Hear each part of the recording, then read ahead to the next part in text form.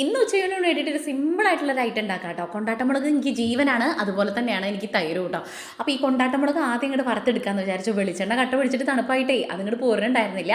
എൻ്റെ വെളിച്ചെണ്ണയൊക്കെ ഒന്ന് ഒരുക്കി റെഡി ആയി. എണ്ണ ചൂടാകുമ്പോൾ കൊണ്ടാട്ടമുളക് ഇട്ട് കൊടുത്തിട്ട് ഇതാ വറുത്ത് കോരി എടുക്കുക കേട്ടോ. അത് എത്രയുള്ള പരിപാടി. ഇനി അതൊന്ന് ചൂടാറട്ടെ. ചൂടാറാൻ വേണ്ടി ഒന്ന് മാറ്റി വെച്ചിട്ട് ചൂടാറി കഴിഞ്ഞാൽ നമ്മുടെ കൈ വെച്ചത് ഇങ്ങനെ ഒന്ന് ഞെരടി ഒന്ന് അമുക്കി ഒന്ന് പൊട്ടിച്ചെടുക്കുക കേട്ടോ. എന്നിട്ട് അതിനകത്തേക്ക് ഇത്തിരി തൈരും കൂടെ ചേർത്ത് കൊടുക്കുക. നമുക്ക് ആവശ്യമുള്ള തൈര് എടുത്ത് കൊടുക്കുക. ആവശ്യമുള്ള തൈരും മുളകും ഒക്കെ ചേർത്തിട്ട് നമ്മളതൊന്ന് ഞെരടി ഈ ഒരു പരുവാക്കി എടുത്തു കഴിഞ്ഞാൽ നമ്മൾ സൂപ്പർ ടേസ്റ്റുള്ള ഐറ്റം റെഡി ആയിട്ടുണ്ട്. നമ്മുടെ വിഭവം എന്ന് ഉച്ചയ്ക്ക് എന്ന് പറയുന്നത് ചോറുണ്ട്, തലേ ദിവസത്തെ സാമ്പാറാണ് കേട്ടോ. ഈ സാമ്പാറിൻ്റെ കൂടെ തൈര് കൂട്ടി കഴിക്കുക എന്ന് പറയുന്നത് എനിക്ക് ജീവനാണ്. അതുപോലെ തന്നെയാണ് കണ്ണൻകുട്ടിക്ക് കേട്ടോ. നമ്മുടെ മുരിങ്ങ ഉപ്പേരിയുണ്ട്, തോരനുണ്ട്, ചെമ്മീൻ ഇത്തിരി പോരുള്ളതിൻ്റെ തലേ അതൊക്കെ കൂടെ എടുത്തിട്ട് ഞാൻ കറുമുറാതന വറുത്തതാണ്. സാമ്പാറും ഇതെല്ലാം കൂടെ കൂട്ടിയിട്ടാണ് ഇന്ന് ഫുഡ് കഴിക്കുന്നത്. നിങ്ങൾ ആരെങ്കിലും ഇങ്ങനെ ഉണ്ടാക്കി നോക്കിയിട്ടില്ലെങ്കിൽ ഒന്ന് ഉണ്ടാക്കി വെക്കോളൂ. പെട്ടെന്ന് ഇത് മാത്രം മതി ചോറിനാൻ വേണ്ടിയിട്ട്. ഞാൻ പിന്നെ സാമ്പാർ ഉണ്ടെങ്കിൽ തൈരിൻ്റെ ഒരു ഐറ്റം കൂടെ ഇരുന്നോട്ടെ എന്ന് വിചാരിച്ചിട്ട് അപ്പോൾ നിങ്ങളെ കൂടെ കാണിക്കാൻ വിചാരിച്ചു.